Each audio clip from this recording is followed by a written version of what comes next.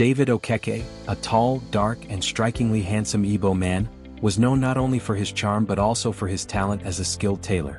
Despite his passion for crafting exquisite garments, he worked part-time as a customer service agent in a bustling office space to make ends meet. It was there that he met Oluwafunmilayo Adeyemi, or Funmi, as her colleagues fondly called her. Funmi was the epitome of grace, with her smooth ebony skin and radiant smile that could light up the darkest room.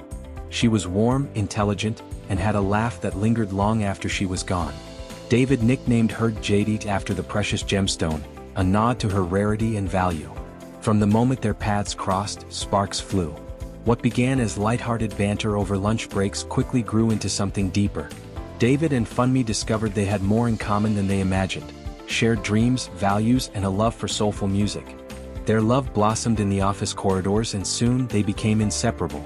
David, ever the romantic, would design dresses for Funmi, each stitch a testament to his love. Funmi, in turn, inspired David to chase his dreams of opening a fashion house. Their love seemed unstoppable, until the day Funmi decided to tell her family. The rift. The Adeyemi family prided themselves on their Yoruba heritage and were deeply traditional. Funmi's parents, particularly her father, believed that marriage should be within the tribe to preserve their culture. When Funmi introduced David, they were polite but firm in their disapproval. "You will not marry an Igbo man," her father declared after dinner one evening. "You have so many fine Yoruba men to choose from. Why him?" Funmi pleaded, explaining how deeply she loved David and how he treated her with respect and care. But her family's stance was unyielding.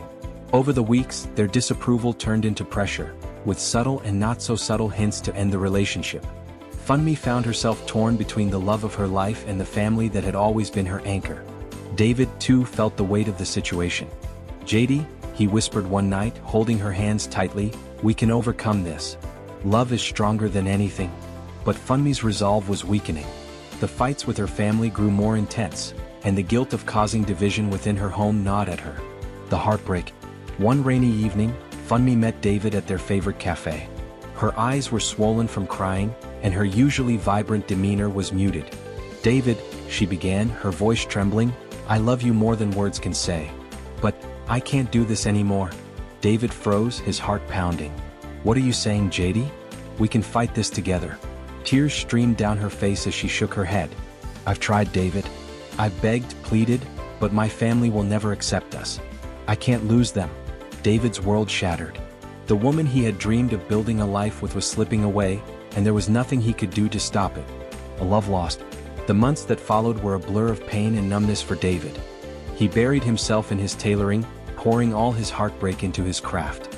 His once vibrant designs took on darker hues, reflecting the void in his soul. Funmi, too, was a shadow of her former self. Though surrounded by family, she felt an emptiness that nothing could fill. She avoided David's calls and messages, believing it was the only way to move on. Years later, David heard through mutual friends that Funmi had married a Yoruba man her family approved of.